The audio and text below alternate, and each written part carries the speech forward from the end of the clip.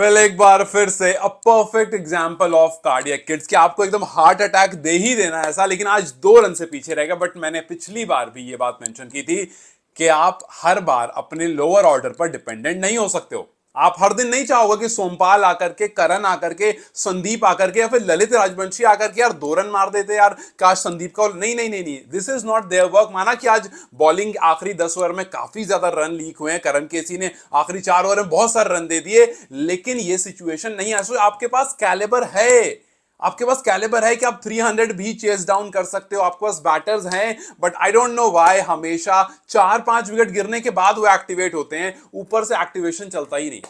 आज सोमपाल कामी बहुत बेहतरीन खेले। सोमपाल और दीपेंद्र सिंह आयरी को जो पार्टनरशिप थी, आप सोचो ना कितनी ऐसी टीम है यार जिनकी 5-6 विकेट गिरने के बाद जब आप 7th विकेट के लिए खेल रहे हो, उस टाइम पर आकर के आपकी पार्टनरशिप जो होती है वो 100 रन से ऊपर की हो जाती है।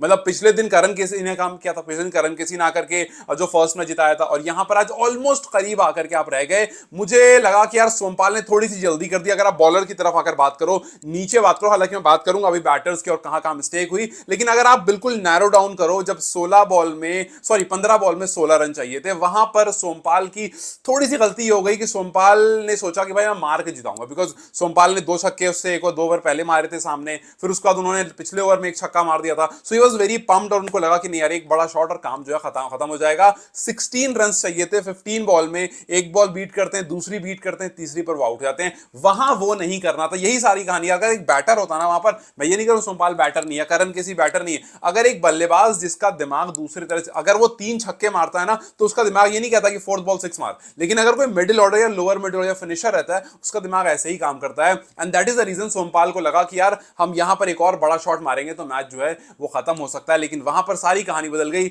16 रन आपको चाहिए थे 15 बॉल में, और वहां से आप 3 बॉल बीट करते हो और फिर चले आते हो 12 बॉल में 16 रन, और फिर धीरे धीरे मतलब कहानी जो है पलट जाती है। करण केसी आते हैं, शॉट लगाते हैं, चौका लगता है हाँ यार यहां पर कहानी अभी बन सकती है। बट देन करण केसी भी कुछ वैसे ही बॉल मारने में, मतलब बेसिकली वो भी यही चाह रहे थे यार हम एक शॉट बड़ा लगाएं और प्रेशर एकदम अपने ऊपर से एकदम से हटा लें। बट हर बार ऐसा नहीं होता है, हर बार आप नीचे आकर के इतना कुछ कमाल नहीं कर सकते हो। सो यस, आज बहुत क्लोज मैच हारे। ऐसा 2 पॉइंट जो बिल्कुल नेपाल का हो गया था वहां से हारे। But I really want you to look at something. आप देखो, और ये बात मैंने दोनों वीडियो में की है, इसलिए मैं इस बार फिर उस पर एम्फेसिस कर रहा हूं। आप देखो, आज नेपाल, पिछले दिन नेपाल ने फर्स्ट मैच में 297 चेस डाउन कर लिया था, लास्ट बॉल पर जो वाइड गई थी। आज नेपाल ने 297 47 ओवर में कंप्लीट कर लिया था।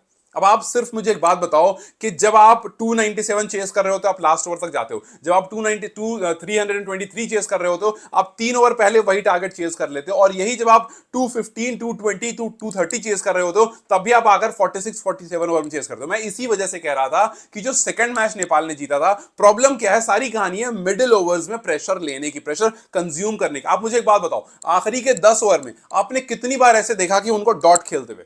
भाई वही दीपेंद्र सिंह आयरी, वही सोमपाल कामी या कोई भी बैटर वहां पर होता, वो सिंगल्स डबल्स के, भाई कितना अच्छा आपने ये नोटिस करा आखिरी के 4 ओवर में जब बाउंड्रीज नहीं आ रही थी, हर ओवर में 10 रन 8 रन आ रहे थे, लेकिन सिर्फ सिंगल और डबल से, या कभी कभी 3 रन ले रहे थे। सो उतनी अच्छी strike running between the wicket हमें मिडिल ओवर्स में क्यों नहीं दिखती है?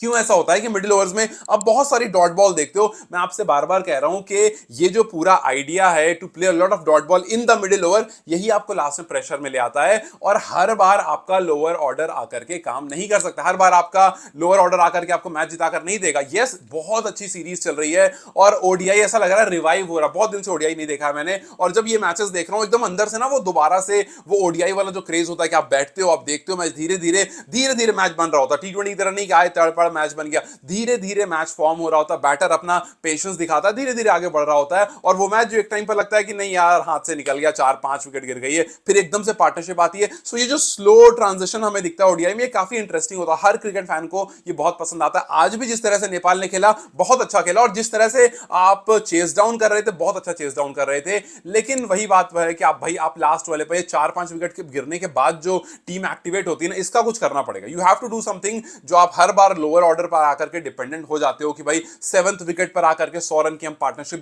देखेंगे, दो हाफ सेंचुरीज हम देखेंगे। कप्तान Rohit Paudel is struggling badly, कप्तानी करने वक्त भी उन पर बहुत सवाल उठ रहे हैं, बल्लेबाजी करने वक्त भी वो कुछ खास नहीं करके जा रहे हैं। सो यस, ये छोटी छोटी प्रॉब्लम्स हैं जो आपको बड़े मैचेस में आपको इसकी जरूरत होती है। You want your captain to perform in big matches.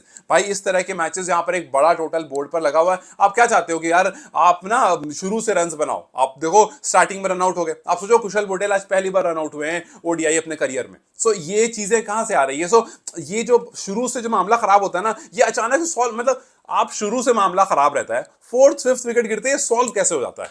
मुझे समझ में नहीं आ रहा है कि कहां पर लैक हो रहा है, जो ऊपर वाले बल्लेबाज कुछ खास नहीं कर पा रहे हैं। हालांकि विम शर्की रुके, थोड़ा थोड़ा आगे बढ़े, बट देन इवेंचुअली एक शॉट खेला और वहां पर वो चले गए। लेकिन यार ये चीजें समझनी पड़ेंगी बहुत सारे बैटर्स को, आसिफ को समझना पड़ेगा, वरना भाई आपका रिप्लेसमेंट बैठा हुआ है, बार बार मौके नहीं मिलेंगे। आपका रिप्लेसमेंट बैठा हुआ आपको फटाक से चेंज कर दिया जाएगा। आज भी आपने कुछ ऐसा ही किया, आज पहले कुशल को रनआउट करा दिया, फिर उसके बाद खुद एक बहुत बाहर की बॉल को खेलने चले गए और लग करके बॉल जो है वो अंदर आ गया। हालांकि बॉल उतनी बाहर नहीं थी, बट आप बहुत गैप आपने बना लिया अपने और बॉल के बीच में, और उसको खेलने की वजह से फिर बॉल जो है निक होकर के अंदर आ गया, क्लीन बोल्ड हो गए। तो आपको बार बार मौके नहीं मिलेंगे। आज जिस तरह से लास्ट में बल्लेबाजी हुई है, आखिरी के 15 ओवर में स्ट्राइक रोटेशन हुआ है, मैं यही कह रहा हूं कि अगर मिडिल ओवर्स में आप डॉट बॉल खेलना थोड़ा कम कर दो, मिडिल ओवर्स में आकर के आप थोड़ा स्ट्राइक रोटेशन और इंप्रूव कर लो। आज का मैच तो फिर भी ठीक था, पिछले मैच में तो बिल्कुल ही हालत खराब थी। सो आप बहुत आराम से इन टोटल्स को चेज कर सकते हो। आपको मैं आज सुबह आपको कह रही था, आज सुबह मैंने आपको कहा था ना कि यार नेपाल की स्ट्रेंथ, हम स्पिन डिपार्टमेंट है, बॉलिंग डिपार्टमेंट है, लेकिन नेपाल का एक और स्ट्रेंथ है जो है इनका बैटिंग डेप्थ। आप देखो आज ही बैटिंग डेप्थ का, आप 9th पोजीशन पर आकर के बल्लेबाजी कर, करण केसी ने उस दिन 9वें नंबर पर आकर के 60-65 रन लगा दिए थे। आज भी करण केसी जब 9th पर आए तब जाकर के आपको लगा यार अभी भी करण जिंदा है, अभी भी एक होप जिंदा है। सो बैटिंग डेप्थ इतनी अच्छी है, लेकिन दिक्कत यह है कि ऊपर वाले जो है ना वो सोच कर रखते हैं कि अरे नीचे तो प्लेयर है ही, हम अभी धीरे धीरे खेलते हैं, वो आकर करण वरण जो है ना वो लंबे लंबे छक्के लगा देंगे, वो 6-4 लगा देंगे। यस बैटिंग डेप्थ है, बट आप उस पर एक्स्ट्रा रिलायबल नहीं होगे ना, वो एडवांटेज है आपका, आप उसको खराब नहीं करोगे। आप उस एडवांटेज को अगर नेगेटिव बना लोगे तो यही होगा यार, एक दो मैच जीतोगे, बट एक दो मैच इतना क्लोज आकर के, इतना अच्छा मैच बना हुआ, आखिरी में सिर्फ 16 रन चाहिए आपको 15 बॉल में, बट आप वहां पर जो है वो फेल हो जा रहा है। आप देखोगे सामने वाला कैप्टन जो है वो सेंचुरी लगाकर जा रहा है, आपका कप्तान जो 3 रन लगा के जा रहा है। सो यार ये बड़े बड़े डिफरेंसेस हैं। आप देखो आपको क्या चाहिए जब भी आप एक 324 जैसा बड़ा टोटल चेस कर रहे हो, यू वांट कि यार आपका जो कैप्टन है ना, सॉरी आपका जो टॉप ऑर्डर है ना, वो आकर बढ़िया कर जाए। खास करके आपको ओपनिंग पार्टनरशिप अच्छी चाहिए। सबसे पहला फॉल तो वहां पर हो गया जब कुशल बुटेल रन आउट हो गए, और कुशल बुटेल जो कि अच्छे दिख रहे थे, जो जिन्होंने थोड़े रन करने शुरू, थोड़ा मारना शुरू कर दिया था, एक दो शॉट उन्होंने अच्छे मारे थे, ऐसा लग रहा था कि हाँ यार अच्छे टच में। पहले इनिंग में 324 बना, तो ये भी समझ में आया कि भाई पिच जो है वो बैटर्स को काफी हेल्प कर रही है। हालांकि ऑपोजिशन के कैप्टन ने कहा था कि पिच जो है स्लो डाउन होगी, लेकिन ज्यादा स्लो डाउन हुई नहीं थी पिच। बट आप देखो कि अच्छा स्टार्ट मिलने के बाद एक बुरी कॉल, मतलब दूसरे एंड पासिव थे, उनको रोक सकते थे बड़े आराम से। माना कि कुशल अपने एंड से भागे थे, बट आप देख रहे हो आप रोक सकते थे, आप तो भागे नहीं, आप बिल्कुल अपनी जगह पर हो, बट आपने सिर्फ आपको वहां पर क्या करना होता है, you have to wait, you have to stop your, कि जो आपका पार्टनर उसको रोकना है, you have to stop your partner कि भैया रुक जाओ, मतलब यू हैव टू शाउट, कुछ भी करो बट रोकना पड़ेगा। बट आप वो नहीं कर पाए और उनकी विकेट गिर गई। फिर उसके बाद वी वांटेड कि यार अपने कप्तान जो है वो रुक जाएं, बट वो भी, क्योंकि आसिफ तो फटाक से चले गए, फिर कप्तान साहब आए, कप्तान साहब भी नहीं रुके, वो भी फटाक से चले गए। उसके बाद भीमशर्की थोड़ी देर रुकते हैं, आरिफ थोड़ी देर रुकते हैं, थोड़ा खेलते हैं आरिफ, फिर उसके बाद एक और विकेट गिरती है। मतलब टाल मटोल चल रहा था, और फिर उसके बाद आप भी 4-5 डाउन हो जाते हो और लगता है यार तो मामला जो है वो खराब हो जाएगा। लेकिन फिर इवेंचुअली चीजें जो है वो सोमपाल और दीपेंद्र आयरी मिलकर के वहां पर ठीक करते हैं। एक टाइम पर ऐसा लग रहा था कि यार मैच आराम से जीत जाओगे, जब बिल्कुल चीजें लास्ट में आ चुकी थी। तो ये छोटी छोटी चीजें जिस पर आपको ध्यान देना पड़ेगा। वही जैसे कि आपने बॉलिंग में गलती करी, बॉलिंग में आप सोचो कि 200 रन थे भाई 40 ओवर्स में, सिर्फ और सिर्फ 200 रन से आखिरी के 60 बॉल्स में मोर देन 120 रन पड़ गए। मतलब आप सोचो कि हर बॉल पर 2 रन से ज्यादा, and this is too much. 60 ball में 120 रन इज टू मच। जो स्कोर 280-290 पर रुक सकता था, वहां पर वो स्कोर जो है वो आपको 323 तक चला गया, इतना बड़ा टोटल चला गया। सो एक गलती तो, जैसे एक गलती तो हुई क्या भाई, कुशल स्टार्टिंग में रन आउट हो गए। दूसरी एक गलती पहले हुई थी कि आपके आखिरी के 4 ओवर में आई इसके करण केसी को 65 रन आ गए थे। शुरू का स्पेल और आखिरी के स्पेल में एकदम आसमान जमीन का फर्क हो गया। और फिर उसके बाद जब आप और भी बॉलर्स जो होते हैं वो भी अच्छा खासा रन देते हैं, स्कॉटलैंड एक बड़ा टोटल आपके ऊपर लगा देता है। सो ये छोटी छोटी चीजें जो है, इस पर आपके अगर टॉप ऑर्डर ने काम कर लिया और थोड़ा सा कप्तान ने बॉलिंग का यूटिलाइजेशन कर लिया, किस तरह से लास्ट में बॉलिंग करानी है, किसको कहां पर रखना है, डेथ बॉलिंग जो कि पहले भी स्ट्रगल हो रहे थे, आज भी स्ट्रगल हो रहे हैं, डेथ बॉलिंग में कैसे काम करना है, ये छोटी छोटी चीजें। हालांकि आई एम वेरी श्योर कि स्टुअर्ट लॉ ने इन चीजों को काफी क्लोजली नोटिस किया होगा कि यार नेपाल कहां पर हार रहा है। नेपाल एक तो यहां पर हार रहा है कि वो अपने लोअर ऑर्डर बहुत डिपेंडेंट है। दूसरा नेपाल यहां पर हार रहा है कि जो टॉप ऑर्डर के प्लेयर्स हैं जिन पर आप रिलाई करते हो वो चल के नहीं दे रहे हैं। ये छोटी छोटी चीजें जहां पर नेपाल जो है वो स्ट्रगल कर रहा है। यस एक बहुत अच्छा मैच था, यस एक बहुत आउटस्टैंडिंग डिस्प्ले था। आप काफी बार मैच में इन और आउट हुए। जैसे अगर आप पहले इनिंग की बात करोगे, पहले इनिंग में ठीक है आपने शुरू में विकेट से ली, करण केसी ने 2 विकेट ले लिया, लेकिन उसके बाद उनकी पार्टनरशिप आ गई। उन्होंने 119 के आसपास उनका एक 2 विकेट आई गेस था। फिर उसके बाद फटाक से उनकी विकेट गिरती है, 162 पर उनकी 5 विकेट हो जाती है। ऐसा लगता है नेपाल गेम में वापस आया। लेकिन फिर उसके बाद हम देखते हैं कि ब्रिंगटन आकर के एक लंबी पारी खेलकर चले आते हैं और वहां पर जो स्कोर लग रहा था 290-80 के आसपास जाएगा, वो जाकर के 323 पहुंच जाता है। हालांकि ब्रिंगटन जो है वो आउट जाते हैं 47-48 ओवर में, लेकिन उसके बाद हमने आखिरी के 2-3 ओवर में भी काफी सारे रन देख लिए। सो ये छोटी छोटी चीजें जो है ना वो थोड़ा सा दिक्कत कर, जैसे आज देखो कि जब आप चेस कर रहे थे, जब आप 323 चेस कर रहे थे, तो जहां पर स्कॉटलैंड ने 40 ओवर में 200 रन किए थे, वहां पर आपने 40 ओवर में 217 किए थे। मतलब आप स्कॉटलैंड से आगे चल रहे थे रन के मामले में, क्योंकि आपके सामने जो टारगेट था ना वो थोड़ा दूर था। आपको लगा यार दूर टारगेट है, अगर उसको अचीव करना है तो हमें तेज खेलना पड़ेगा, या हमें 40 ओवर में 200 नहीं बल्कि 250 बनाने पड़ेंगे, 225 बनाने पड़ेंगे, तो आप 217 बनाते हो। सो यही मैं कह रहा हूं, जब आपके पास कैलिबर है 50 ओवर में उसी जगह पर 323 को चेस डाउन करने का, तो कैसे आप उसी जगह पर 215 217 में स्ट्रगल कर जाते हो? इट्स ओनली बिकॉज कि आप ना यहां से जो कैलकुलेशन स्टार्ट करते हो वो पहले ही कर देते हो। पिछले मैच में आप देख रहे हो तो कितना स्ट्रगल हो रहा था। पिछले मैच में आपको कुछ 6 रन भी नहीं, 4 साढ़े 4 रन 5 रन चाहिए था हर ओवर में, लेकिन आपने क्या करा, आप उसको और स्लो स्लो, हालांकि ठीक है लास्ट में कन्वर्ट कर दिया, जीत गए। लेकिन जीत गए इसका मतलब ये नहीं कोई पॉइंट कवर ही नहीं होगा, जीत गए इसका मतलब नहीं बात ही नहीं होगी उस पर। मैंने पिछले में भी बात करी थी इस बारे में कि हम टेलिंग यू मिडिल में काफी स्लो हो रहा है, मिडिल में अगर वो स्लो डाउन होगा तो प्रॉब्लम आएगी। आज एक बड़ा टोटल बोर्ड पर लगा, हालांकि आज कल से तो बहुत अच्छी पारी आज खेली बहुत सारे बैटर्स ने, कुछ को अगर आप हटा दो तो, लेकिन ये छोटी छोटी चीजें जिसको आपको रोकना पड़ेगा। जैसे आज लास्ट में देखो कि लीस्ट ने आकर के 96 रन जड़ दिए 62 बॉल्स में, आपने उनका कैच भी छोड़ा, आपने उनको रनआउट भी नहीं करा। सो ये छोटी छोटी चीजें जहां पर अगर आप जिसको पकड़ लोगे ना तो फिर बच जाओगे, और ये छोटी चीजें पकड़ोगे तो आपको 323 बोर्ड पर नहीं लगे, आखिरी 10 ओवर में 123 रन नहीं लगेंगे, आखिरी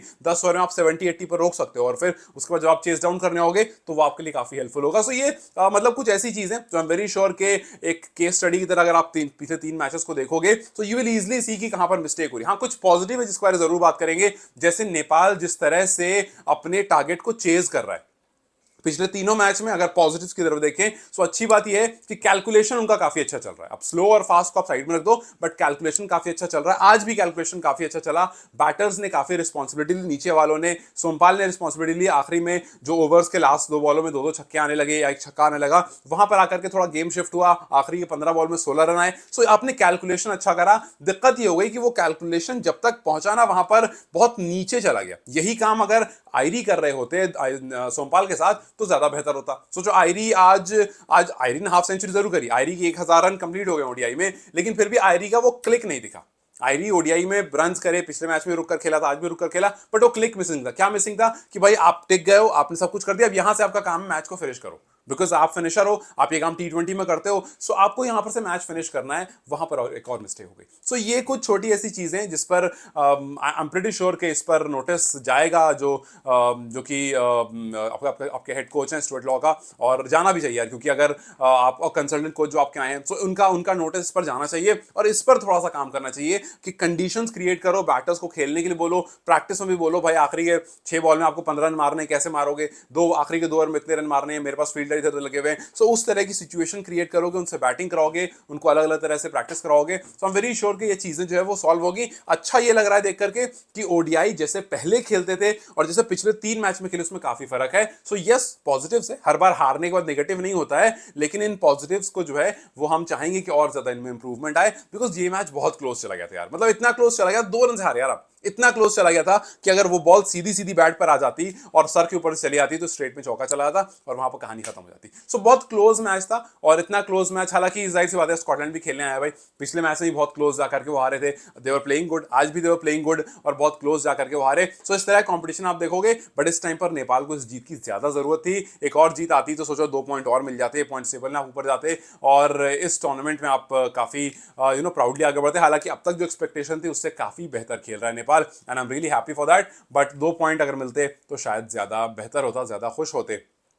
आसिफ, रोहित, प्रॉब्लम्स क्रिएट हो रही हैं, सीरियस प्रॉब्लम क्रिएट्स हो रही हैं, और इन पर कुछ सीरियस डिसीजंस और डिस्कशंस होने चाहिए। बिकॉज अगर इस तरह से चलेगा तो ये मेन प्लेयर्स हैं, ये डोमिनेशन वाले प्लेयर्स हैं, अगर इनकी तरफ से ऐसी प्रॉब्लम आएगी तो फिर दिक्कत हो जाएगी। इतना बड़ा रन चेज, यू वांटेड कि एटलीस्ट दो में से एक आपका जो ओपनर था वो टिकता, वो लंबा खेलता, वो 50 60 70 रन मारता, थोड़ा तेज मारता, और फिर उसके बाद कहानी जो है वो मिडिल ऑर्डर्स पर आती। बट वो ऐसा नहीं हो पाया, और वो तो आपका लोअर ऑर्डर जो है हर बार चल जाता है तो कहानी बच जाती है। But I am telling you, ये बहुत अच्छा मैच था जीतने के लिए, but just the same thing, हर बार आपको लोअर ऑर्डर जो है वो नहीं जिताएगा। खैर, आपको क्या लगता है, what do you think about this entire run chase, और जिस तरह से बॉलिंग कराई गई, जिस तरह से ललित राजवंशी के फेवर्स में कुछ कुछ डिसीजंस नहीं आए, अंपायर को लेकर के थोड़ी बहुत बात हुई, बट इस तरह के कॉल्स में अंपायर, क्योंकि एक और जब नेपाल बल्लेबाजी कर रहा था वहां पर एक काफी क्लोज कॉल था जो कि मेरे हिसाब से आउट था, बट अंपायर ने उसको नॉट आउट दिया था। सो इस तरह के क्लोज कॉल्स आते हैं, सो आप उस पर नहीं जाओगे, आप फिलहाल टीम पर बात करोगे। सो आपके हिसाब से टीम में गुड्स एंड बैड्स क्या रहे इस ओडीआई के, या ये पिछले 3 ओडीआई के, मुझे कमेंट जरूर बताना, so that I can see के जो मैं सोच रहा हूं वही है, और भी उसमें कुछ है जो मैंने मिस आउट कर दिया, I read that and I understand कि और भी इसमें कुछ जरूर हो सकता है। सो आपका ऑब्जर्वेशन क्या रहा पिछले 3 ओडीआई का, मुझे कमेंट्स जरूर बताएं। Then you guys take care, I will see you very soon, bye bye.